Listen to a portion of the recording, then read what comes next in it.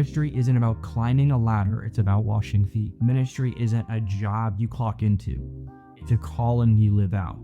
Ministry is about serving God and His people, not about personal gain. Ministry is a calling, not a paycheck. Jesus never called anyone to ministry for financial gain. And if your primary motivation is a salary, be honest about it, but don't call it a calling. True ministry is about serving, not being served. Every single person I interact with is an opportunity to love them and to serve them and to pastor them and to cherish my time with them to make sure they know how much Jesus loves them, how much God's for them, not against them. If you're only surrounded by believers, you're missing the mission field. Jesus spent time with sinners. Do you? You can't save anybody, but you can serve anybody. Wherever you are is the big time. You gotta say, where my feet are at, that's the big time. People that are in front of me, they're gonna get served and loved and cherished. If I never get anything else, I'm going to be obedient and faithful to God. Buddy, welcome to this week's episode of Conversations. This week, we're going to be talking about something fun. That is 7 ways to see ministry as a calling, not career. In my opinion, ministry isn't a job you clock into. It's a calling you live out. If you ever enter ministry for money, status, or security, you're in the wrong place. Ministry is about serving God and His people, not about personal gain. If you are a Christian, you are already in ministry. Your ministry is your world, right? The concept of vocational ministry and people who attend church who are Christian, just to me, is crazy work. We absolutely all are in ministry. We all can lead somebody to Jesus. We all can disciple somebody. Not to say that the church structures and all of that stuff isn't imperative. Absolutely, it is important. Serving in your church, building in your church, leading in your church is imperative 100%. What I'm trying to get across is we have to stop thinking of people who have a career in ministry and then people who just attend church or volunteers in your church. We're all in ministry, and I'm not insinuating that if you do get paid to work in a church, that is bad. I'm not saying that at all. It isn't bad. I think it's awesome. I think you obviously are making an incredible difference. You are doing a great job. What I'm saying is our motives matter, why we get into ministry, this concept of getting into ministry, all of the above, I think, to be honest, is a little overplayed. I think it is a cop-out at times because some people don't want to get jobs and continue to push forward the kingdom through working a job into their church, building their church, serving in their church. So I'm going to give you 7 ways or 7 thoughts in this episode to really double down and dive into this concept. I'm going to give you some scriptures. The scriptures to me are the absolute truth. Anything else in this podcast is obviously my opinion or my philosophy of this, not insinuating yours is bad or yours is wrong. I'm just saying I think there's a better way for us to go forth as Christians, of people who are trying to reach and love people in our context. Number 1, ministry is a calling, not a paycheck. Jesus never called anyone to ministry for financial gain. If your primary motivation is a salary, be honest about it, but don't call it a calling. True ministry is about serving, not being served. We got to look at our motivations. In my experience, anyways, the people who have led me oftentimes comes to this conclusion. God, most of the time, answers our motivations because He knows our motivation. Your motivations obviously matter. That is everything when it comes to ministry. 1 Peter 5:2 says this, shepherd the flock of God that is among you, exercising oversight, not under compulsion, but willingly, as God would have you, not for shameful gain, but eagerly. What we're trying to get across here. It's never been about you. Ministry will never be about you. Serving in your church will never be about you. Working in a church, being a pastor is not about you. So when we think about, I'm going to work at a church because I want to get paid or I want to have a salary, simply just doesn't make sense. Obviously, there are people who do get paid by the church, get paid to be a pastor, to get paid to be a janitor, all of that above. And I'm not saying any of that's bad. I'm just saying that should not be a primary motivation. Because again, our motives do matter, and we will be held accountable someday by God for our motives. Again, ministry is a calling, not a paycheck. I know so many people who work full-time jobs and are some of the most incredible leaders and pastors in their churches. The last church we were at in California, there's a full-time fireman who was an elder, and they called him pastor. Because why? He was a pastor. He pastored people. He loved people well. And he loved his job because he got to minister to firefighters and spend time with people not inside of a church. To me, ministry is a calling, not a paycheck. Number two, pastoring isn't a 9 to 5 job. It's a lifestyle. There's no such thing as you're a pastor and then you're not. Again, pastoring can be a title and a responsibility, 100%. In moments, though, what I'm saying is it's a lifestyle. Pastoring is a lifestyle. I'm a pastor, aka the person who is my waiter, the person I'm sitting next to on a subway in New York, the person that I'm walking on a street with. Every single person I interact with is an opportunity to love them and to serve them and to pastor them and to cherish my time with them to make sure they know how much Jesus loves them, how much God's for them. Not, again, ministry doesn't end when you clock out. It's a way of life. True shepherds carry the burden of their people beyond Sunday services, beyond, again, the 9 to 5 concept. If you're only on when you're scheduled, you're in the wrong line of work. There's no such thing as just being scheduled to be a pastor or scheduled to be in ministry. Because again, we all have a mandate as Christians. We all have a mandate as believers to love people, to show people the way of Jesus by the way we live, the way we talk, the way we carry ourselves. And again, that is a 9 to 5 lifestyle. That's just my life. Because again, just as much as me as a father or a husband, really, it's not a job that I have. It's not a duty. Literally, it's just who I am. I love people. I challenge people. I ask great questions to people. I listen to people. Because again, it's not my job. It's just a lifestyle that I carry, that I love people. I'm going to listen to people. I'm going to pastor people. I'm going to shepherd people. John 10:11 says, I am the good shepherd. The good shepherd lays down his life for the sheep. Jesus is a good shepherd. I believe he is the greatest leader of all times. Looking at the way he led his people is a great example. Jesus didn't clock out. Yes, he removed himself and prayed and spent time in isolation. All of that's healthy. I do that as well. But he wasn't just the Jesus, the Messiah Jesus, then it was like the carpenter Jesus, then it was the friend Jesus. He's just Jesus. He was himself. Fully man, fully God. Okay, I'm fully man, obviously. And my responsibility is to be whom I am in every room. There is no such thing as I'm a pastor in this room, I'm a leader in this room, I'm a friend, I'm just Josh. I am who I am. Pastoring, again, isn't a job, it's a lifestyle. Number 3, your ministry is wherever God has placed you. Too many people see church staff positions as the only form of ministry. If you are a believer, you are in ministry. At your job, in your family, and in your city. People should work a job and serve in the church rather than just trying to get paid by a church. This is a pretty clear scripture here that I could have used for every single point. Matthew 28:19. Go therefore and make disciples of all nations. It said go. It means go into your workplace, go into your neighborhood, go into your family, go into your grocery store, go into your coffee shop that you go to all the time, and make disciples of all nations. That's your mandate. That isn't your pastor's mandate. That isn't your leader's mandate. That is everyone's mandate. You are a believer. And again, I think something in our Western society looks at the pastor as the one who does ministry. I serve at the church. That is not the way we should look at it. You are in ministry. You are in full-time ministry if you are a believer. If you have a job, if you have friends, if you have a family member, if you have a house and you have a neighbor, that means you are in ministry. Your ministry is wherever God has placed you. He's placed you there because you are in ministry.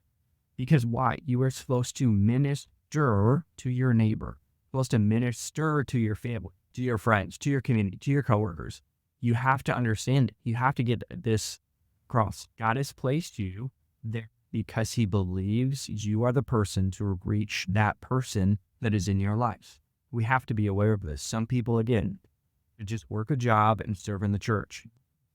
I'm a huge proponent of this because honestly, in my observation, over the last 10 years of building and being a part of church, a lot of times when ends up happening is the people who work at a church don't ever spend time with people in their neighborhood or a person who doesn't believe in Jesus. They're actually just cooped up in a church office when they'd be a lot more effective if they worked in their community, in their city. Because you have to reach people some way.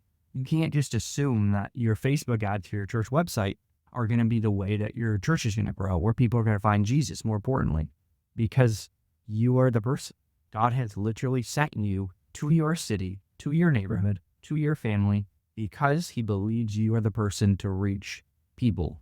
You need to go. You need to go and love people. You need to go and make disciples. You need to go and tell people about the way of Jesus. It's your mandate, not just your pastor's. Number 4, you can't lead people you never spend time with. I hinted at this one before, but many church leaders haven't been around non-Christians in years, yet they expect their people to bring lost people to their church. We got to make sure, by the way, as leaders of the church, I am walking the walk. I am not just talking the talk. I'm not just saying you need to invite people. I should be inviting people. You shouldn't say, hey, you should recruit people to your team. I should be recruiting people for teams. If you're only surrounded by believers, you're missing the mission field. Jesus spent time with sinners. Do you? I'm not saying he involved himself. In my opinion, I think Jesus was influential in his time, so sinners hung out with him. Just as much as you, are you creating space for people who don't think like you, who don't believe what you believe, who don't vote like you, to sit at your dinner table and to converse and to spend time together and find common ground and listen to them and love them? Because you can't lead people you never spend time with. It kills me thinking about there are people sitting in rooms right now in America praying for a revival and yet don't spend time with people who don't know Jesus. I'm not saying like all of your ministry, all of your church about non-Christians. No, I'm not even saying at the macro scale. I'm saying on the individual level, you should make sure you are investing time in people in your city, in your community, in your neighborhood. Because why? The way Jesus grew his ministry, we are a part of that ministry. He is the head of the bride. He is the head of the church. We should be looking at the way he did it, not just the 2025 context of I'm the pastor, everybody else does what I don't want to do. We have to be in our cities investing in people because you can't save anybody, but you can serve anybody. So again, you can't lead people you never spend time with. Luke 19, this is a good one.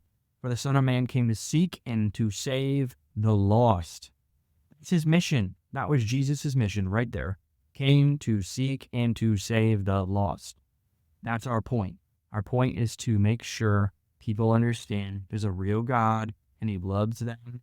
And so much so that he gave his one and only Son. So that whomsoever includes your neighbor, that whomsoever includes the coworker that you don't like, the coworker you don't vote like, that includes them. And we have to ensure that we are spending time with people like that. Because why? They matter. They matter to God and they should matter to you. Number 5, ministry is about serving, not stepping stones. This is the easiest one that I can give an example to. Youth ministry is not a training ground for bigger positions. Worship leading isn't a stepping stone to be a senior pastor. Ministry isn't about climbing a ladder, it's about washing feet. Somewhere in our psychological framework, you and I somehow think that we should just strategically get our way into positions so that we can just continue to climb the ladder. This is not a business. This isn't, I'm going to start as a cold caller and someday be the CEO. It's not how it works. You signed up to serve. You signed up to say yes. And again, I'm talking about people who specifically said, I want to be in vocational ministry. I'm going to go to Bible college. I'm going to be a youth pastor so that I can become an associate pastor. In the midst of that, I might travel and preach at some other ministries. And then I'm going to be a campus pastor. And then I'm going to be an executive pastor. And then I'm going to be a lead pastor. And then someday I'm going to have campuses. That to me is okay. I understand. God understands and hears your motives, and he understands your needs and wants and desires. Where it gets weird is when that is the only plan that our life is. You can't manipulate your way into a position that way. You probably can, to be honest, but it won't last very long. Ministry is about serving, not stepping stones. because you can't think about two things at once. I can't think about the person across the table from me and my future position. If you're focused on position, you have wrong motives. If you're thinking about platforms, you have wrong motives. We got to stop looking at youth ministry as a stepping stone. We got to stop thinking of youth ministry as reps or, man, I'm going to preach the youth night to get a rep so I can be a good communicator for Sundays. It's a really bad way of thinking about it because why? That's real people. Those are real souls sitting in front. Whether that's 4 youth students or 400, it doesn't matter. Each and every single one of those people have been designed by God to be in your ministry. They chose to show up to that church, that ministry night, and somehow in our brains, we're going to think of them as a stepping stone or a rep. There's no way. There's no way that's a healthy way to think about people. Whoever wants to be first must be your slave, just as the Son of Man did not come to be served, but to serve. The mission of ministry is not to get people to serve you, to honor you, to cherish you, to worship you. The goal of ministry is to be the CSO, the Chief Servant Officer. Your job as a pastor, as a minister, is to serve. Whether that's stacking chairs, whether that's sitting with somebody, whether that's talking to somebody at coffee, FaceTiming somebody to encourage them, sending a voice memo, building leaders, that's your mission. If you want to be a lead pastor someday, if you had a desire to be an executive pastor someday, to preach, to travel and preach, all of that is healthy. And I know God's put that in your heart for a reason. And you will not get there if you don't understand where you're at is the big time. Where you're at's the big time, not someday, not one day when I get a title, one day when I'm the lead pastor, I'm going to make these decisions. No, today. Today's the big time. Today's the day that matters the most to me. Ministry is not about serving. Ministry is about serving, not stepping stones. It's not a training ground. Worship leading is not a stepping stone, again, to be a senior pastor, to be a lead pastor. Someday syndrome has to stop. Wherever you are is the big time. You got to say, where my feet are at, that's the big time. People that are in front of me, they're going to get served and loved and cherished. If I never get anything else, I'm going to be obedient and faithful to God. Because again, ministry isn't about climbing a ladder. It's about washing feet. Not about climbing a ladder. You are not in the corporate world. The church is not an organization. It's an organism. It's a body that God broke his body for. So we got to understand that, again, where my feet are, that's the big time. Number 6, stop worrying about titles, start doing the work. Too many people chase titles instead of impact. If God called you to ministry, you won't need a title to prove it. A real calling is evident by the fruit, not by the nameplate on your door, the name badge on your shirt on Sundays. Too many people are chasing titles right now. Position is the lowest entry-level leadership you could ever ask for. You have never once respected your boss who says, I'm the boss, you have to listen to me. I don't respect people who say, and I know you don't, because why? People who use titles to lord over people are not leaders. Striving for titles is an unhealthy ambition. What is important is striving to serve. You look at the person in front of you and serve them. By the way, if you want the title, do the thing that the title is asking for and live in it for a long time, and people will see that, then they'll give you the title. People who need a title before they lead are not leaders. If God called you to ministry, you won't need a title to prove it. If he's called you, he's put authority on your life, credibility on your life, and fruit in your life. That's a real calling, evident by the fruit of your life. I cannot judge a book by its cover, but I can judge a tree by its fruit. Your fruit is an evidence of your roots. If your roots are self-ambition, if it is authority, if it's I want to be the guy, I'm telling you, the fruit is going to come out. Colossians 3:17, you and I know this one. For whatever you do, in word or deed, do everything in the name of Jesus. If your ambition is contradicting to the way of Jesus, probably not healthy. You have to understand this. Ministry is not about titles. Pastoring is not about titles. Church planting is not about titles. The first thing you do in church planting is tell everybody you're not getting a title for a long time. Because why? People get married to titles. I'm just a huge proponent that we shouldn't give titles to people until they absolutely are living in it. Live in the role before you get it, and I promise you, people will respect you more, will have more authority and credibility in your life. Number 7, faithfulness matters more than recognition. This one might sting a bit. Your name was never mentioned, would you still serve? If nobody saw your efforts, would you still be faithful? The best leaders aren't looking for a stage, they're focused on the mission. His master said to him, well done, good and faithful servant. Matthew 25:23. My question to you is right now, are you being found being good and faithful with everything God has given you? Are you being faithful with the 10 people in your small group? Are you being faithful with the job God gave you that even though you don't like it, somehow providing for your family, you're paying your bills, doing more than you ever thought you would? Your name was never mentioned, would you still serve? If you never got the MVP award for your servant leaders, if your leader never highlighted you in a group person, and again, I'm not saying that's healthy, by the way. We should recognize people. We should cherish people. We should thank people for all they do, 100%. And we have to be aware, though, that I'm not doing it to get that. If I get awesome. By the way, if you ever get an awesome compliment, don't have that false sense of security or pride of, I know it's okay, it's all good. Hey, you know what? Thank you so much for serving our church. Here's a simple equation. Thank you so much. Thank you for seeing me. I love it. I love it here. I love being here. And our motive matters. We got to not think about our name. We got to think about the people. No one saw your efforts again. Would you still be faithful? The best leaders aren't looking for a stage. They're focused on a mission. Here's my closing challenge to you, and then we're going to recap. Are you in ministry because you're called, or is it because it's convenient? Is it because your dad did it, so you understand that I know how to do it because my dad did it? Clear example here. My dad is a firefighter for 35 years. For me, in high school, I was like, maybe I'm going to be a firefighter. I know it. I can get easy grades. I feel like I'll be good at it because I was around it my whole life.